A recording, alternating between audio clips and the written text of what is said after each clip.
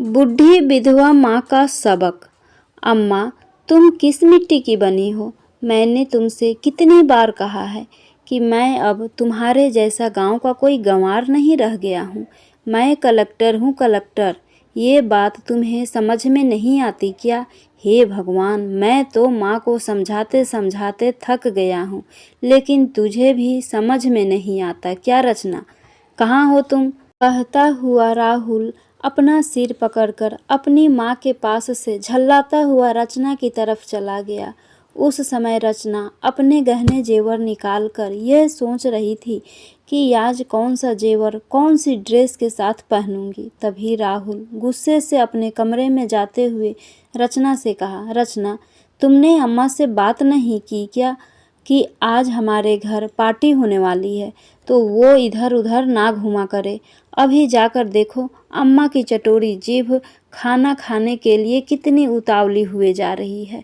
जाकर उन्हें फिर से तुम सख्त हिदायत दे दो कि वो कमरे से बाहर ना निकले, और हो सके तो उनका खाना उनके कमरे में ही पहुंचा दो, ताकि वो भर पेट खाना खाकर पड़ी रहे अपने कमरे में ही। उन्हें बाहर निकलने की कोई ज़रूरत नहीं है, वरना शहर के बड़े बड़े लोग आएंगे तो उनके सामने हमारी क्या इज्जत रह जाएगी। इतना कहकर राहुल फिर से पार्टी की तैयारी का जायजा लेने बाहर निकल गया। वहीं अम्मा जी फिर से अपने कमरे में जाकर चुपचाप बैठ गईं। उन्हें आज अपने पति की बहुत याद आ रही थी। उन्हें वो पल याद आ रहा था जब राहुल छोटा था, तब वो कितना बीमार रहता था। तब वो ना तो अपने खाने पीने का ध्यान रखती थी और ना ही अपने पति की सेहत का ध्यान रखती थी। वो तो सिर्फ अपने बेटे के सेवा में दिन रात लगी रहती थी, ताकि वो जल्दी से जल्दी ठीक हो जाए। और उसी का दुष्परिणाम था कि उनके पति की काम की अधिकता और सही खान पान न मिलने के कारण तबीयत भी धीरे धीरे खराब रहने लगी, जिसके कारण एक दिन वो अपनी जिंदगी की जंग हार गए और परमात्मा में विलीन हो गए। लेकिन राहुल की माँ मालती जी ने अपने पति के मृत्यु के बाद भी अपने बेटे को ही अपने जीवन का एकमात्र सहारा समझकर जीवन में हिम्मत करके आगे कदम बढ़ाया।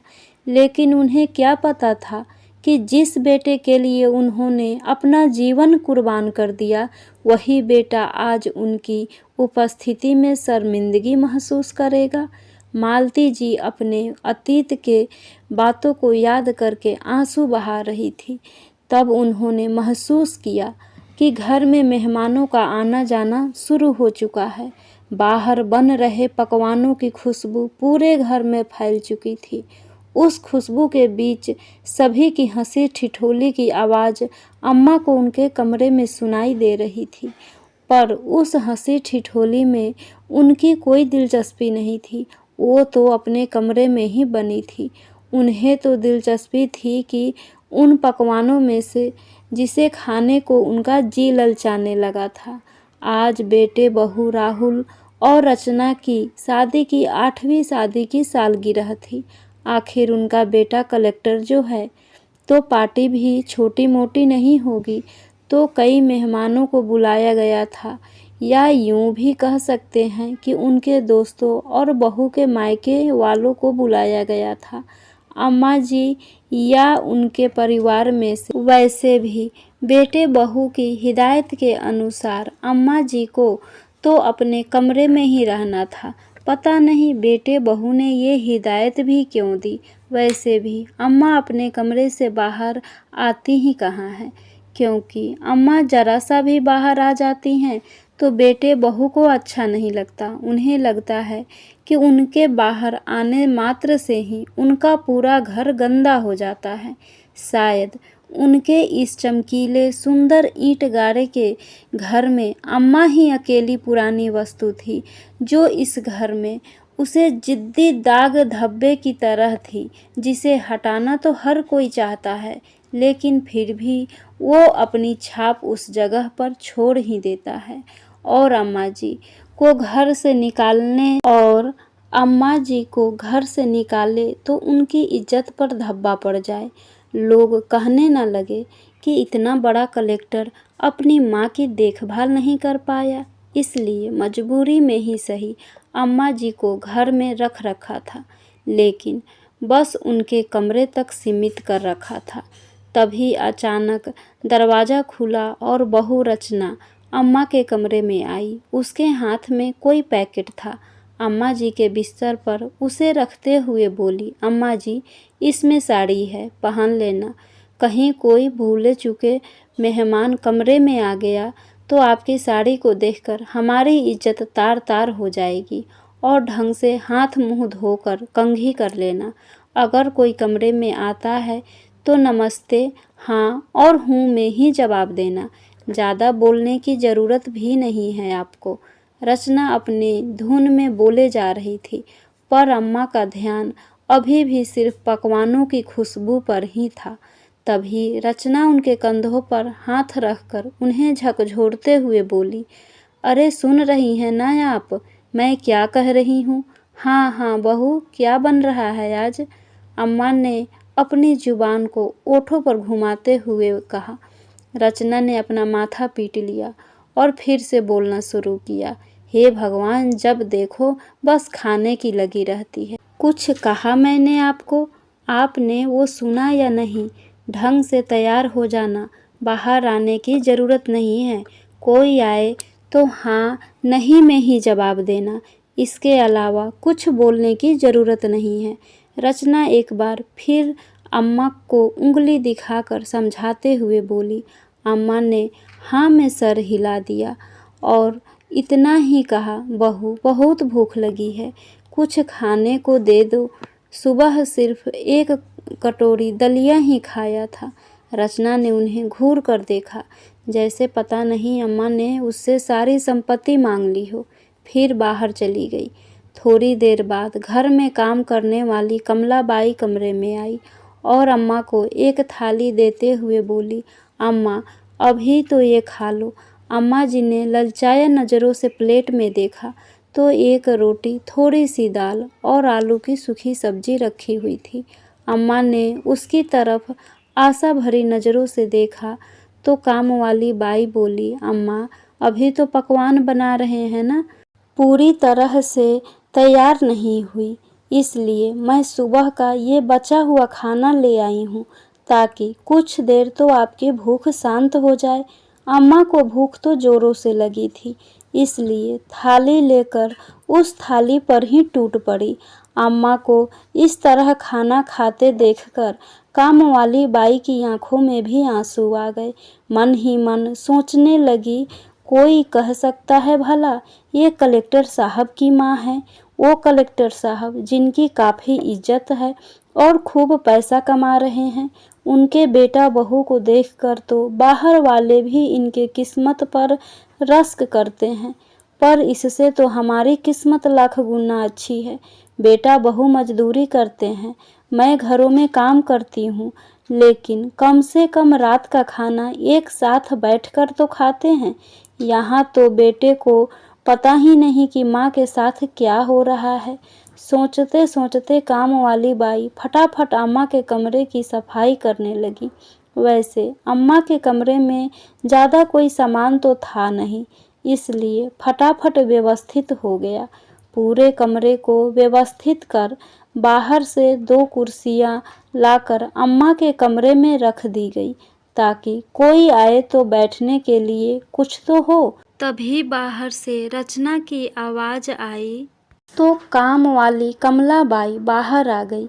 इधर अम्मा ने फटाफट थाली साफ कर डाली, पर भला एक रोटी से क्या हो सकता था।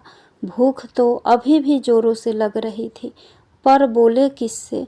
मन मारकर थाली एक तरफ रख दिया, जैसे तैसे उठी और हाथ मुंह धोकर पैकेट में से साड़ी निकाला। साड़ी तो बिल्कुल नई थी, उस पर से टैग भी नहीं हटा था। पूरे 450 रुपए की साड़ी थी। उसे देखकर ही अम्मा खुश हो गई। मेरे बच्चों ने पहली बार मेरे लिए साड़ी खरीदी, पर ब्लाउज और पेटीकोट तो था ही नहीं, इसलिए उसने पुराने ब्लाउज पेटीकोट के साथ ही साड़ी पहनी। थोड़ी देर बाद सारे मेहमान बाहर इकट्ठे हो गए तो केक काटने का वक्त हो गया। राहुल और रचना केक काटने के लिए एक साथ बाहर आ गए। तभी राहुल के किसी दोस्त ने कहा, अरे राहुल, घर में आंटी जी भी तो हैं, उन्हें भी तो बुलाओ। आखिर तुम्हारी जिंदगी का इतना खुशी का दिन है तो उन्हें तो यहाँ होना ही चाहिए। उसकी बात सुनकर राहुल झेंप गया। उसने रचना की तरफ देखा तो रचना बात बनाते हुए बोली, अरे भैया, बात यह है कि अम्मा जी की तबीयत ठीक नहीं रहती, इसलिए वो बाहर नहीं आई। उन्होंने खुद मना किया है कि मुझे परेशान मत करना, वरना हमारा तो बड़ा मन था कि उन्हें बाहर लाने का, उन्हीं के हाथों से केक कटवाने का।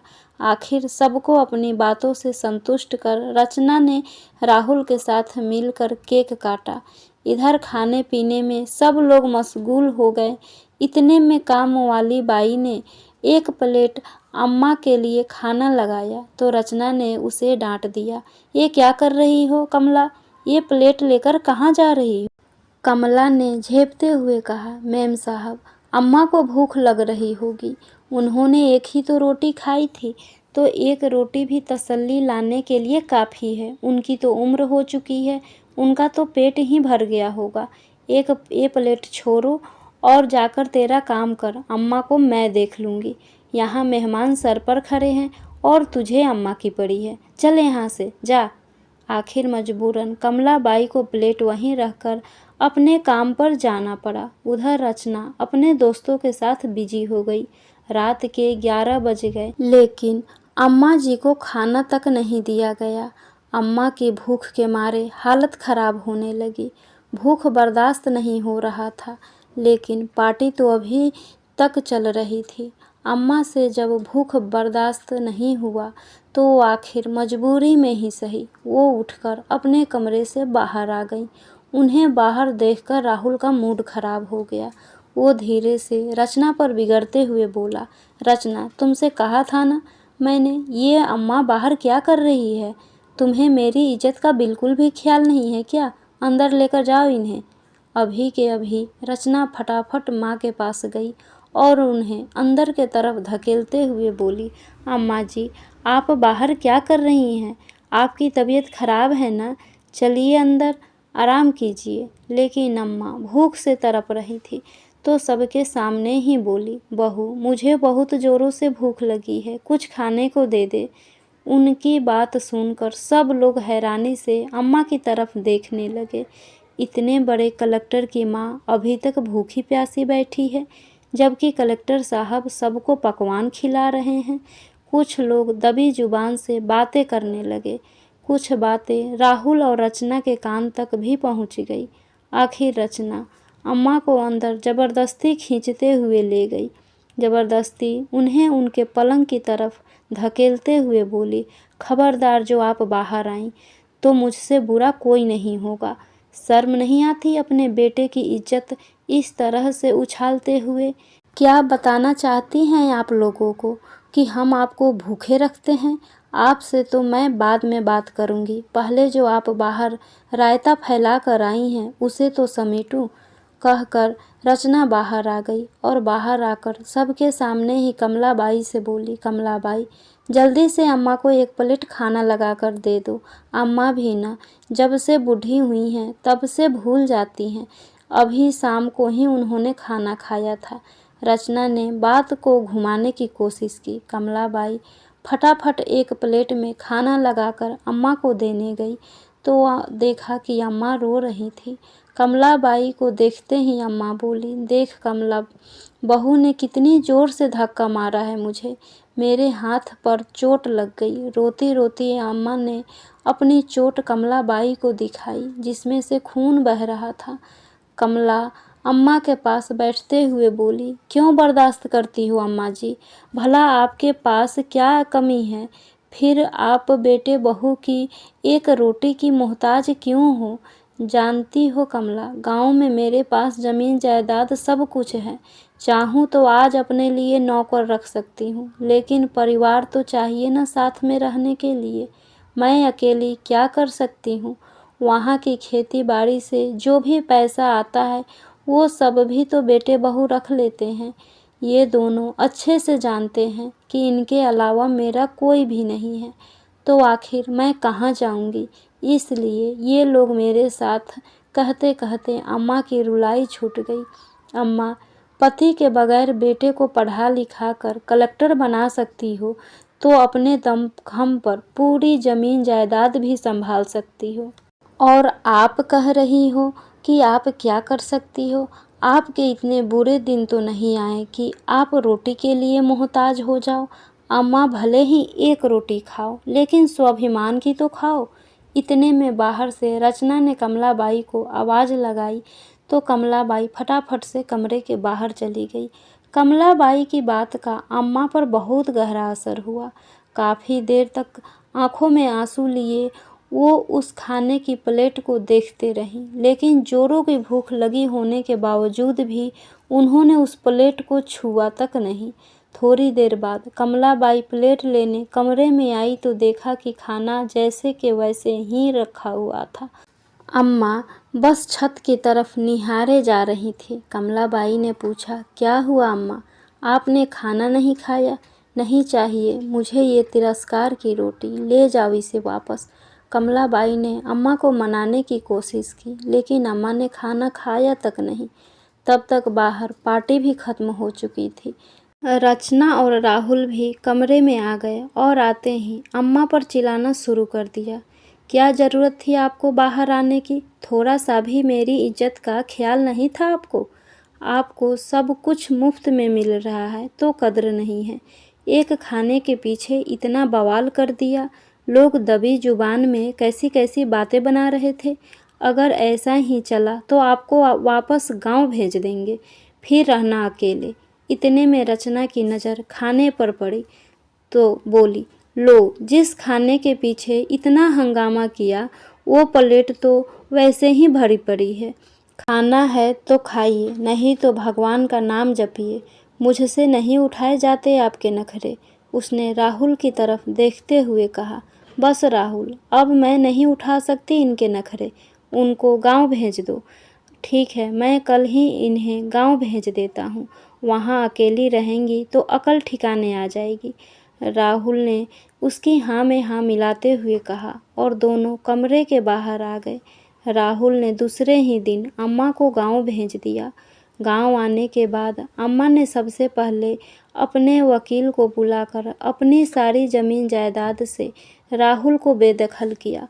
वसीयत के अनुसार उनके मरने के बाद सारे प्रॉपर्टी ट्रस्ट को चली जाएगी। वो ट्रस्ट जो बुजुर्गों और अनाथ बच्चों के लिए काम करती थी। साथ ही अपने बड़े से घर का आधा हिस्सा उन्होंने बच्चों की शिक्षा के लिए दे दिया और आधे हिस्से में खुद रहने लगी। खेती बाड़ी के काम करने के लिए लोग आते थे, उसी में से एक आदमी घर के काम के लिए रख लिया और अब अम्मा सुकून और स्वाभिमान की रोटी खाने लगी। साथ ही इस बार खेती बाड़ी से होने वाली इनकम को उन्होंने अपने पास रख लिया। जब पैसा राहुल के अकाउंट में नहीं गया तो राहुल और रचना दोनों ही गांव आ गए और आते ही उन्होंने देखा कि आधे हिस्से पर बच्चे पढ़ाई कर रहे हैं और आधे हिस्से में अम्मा रह रही हैं। तो राहुल अम्मा से बोला, अम्मा, क्या इस बार खेती बाड़ी में इनकम नहीं हुई है? जो अकाउंट में पैसे नहीं डाले और ये बच्चे यहाँ पढ़ाई क्यों कर रहे हैं? अम्मा ने कहा, कमाई हुई है पूरे 10 लाख की और ये बच्चों को तो मैंने आधा हिस्सा पढ़ाई के लिए दे दिया और जो इनकम हुई है उसे मैं अपने अकाउंट में डाल ली।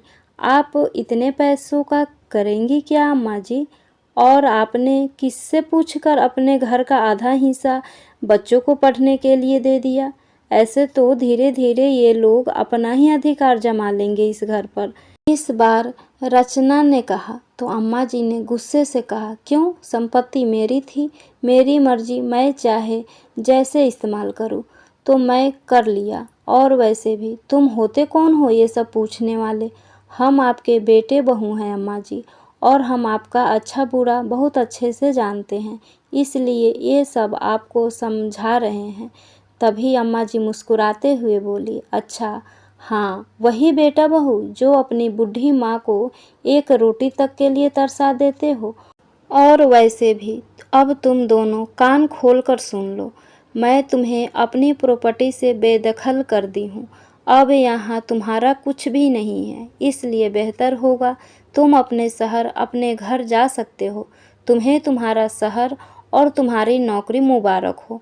और रही मेरे मरने के बाद कंधा देने की बात, तुमसे ये अधिकार भी छीनती हूँ। तुम मेरे मरने के बाद मेरी अर्थी को कंधा देने मत आना, क्योंकि यहाँ के लोग जिंदा दिल इंसान हैं। यहाँ इंसानियत अभी भी बाकी है, जो मुझे स्वाभिमान के साथ कंधा देकर शमशान तक लेकर जाएंगे। और हाँ, एक प्रार्थना भगवान से ज़रूर करूँगी कि जितना कष्ट तुमने मुझे दिया है, भगवान न करे तुम्हारे बच्चे तुम्हारे साथ वैसा करे। लेकिन एक बात याद रखना बेटा, सीढ़ी को सीढ़ी लगी रहती है। ईश्वर की लाठी में आवाज़ नहीं होती, जब पड़ती है तो उठने लायक भी नहीं छोड़ती। इतना गुस्सा भरा चेहरा देखकर उनकी हिम्मत नहीं हुई कि कुछ भी बोलने की, और वो दोनों चुपचाप वहाँ से चले गए। अपने घर में जाकर रचना तो सामान्य जीवन जीने लगी, लेकिन राहुल को हर पल माँ की कहे शब्द याद आते, माँ का चेहरा याद आता, माँ की बेबसी याद आती। वो समझ रहा था कि इंसान को किसी भी चीज़ की कीमत उसको पाने के पहले या खोने के बाद पता चलती है। कुछ दिन तक तो वो घूंट घूंट कर जीता रहा, लेकिन एक दिन उसे बहुत बेचैनी महसूस होने लगी। तो उसने अपने माँ से मिलने का मन बनाया और निकल पड़ा गांव की ओर। वहाँ जाकर जो मंजर देखा, उसके पैरों तले जमीन ही खिसक गई। अम्मा जी की अर्थी को 4 लोग अपने कंधे पर उठाकर शमशान की ओर लेकर जा रहे हैं, और पूरा गांव अम्मा की याद में चीख पुकार कर रहा है। और वो बदनसीब बेटा यह सारा नज़ारा अपनी आँखों से देखकर भी कुछ नहीं कर पा रहा था। फ्रेंड्स, आशा करती हूँ ये कहानी आपको ज़रूर पसंद आई होगी। प्लीज़ लाइक, सब्सक्राइब और शेयर करना ना भूलें। Thank you.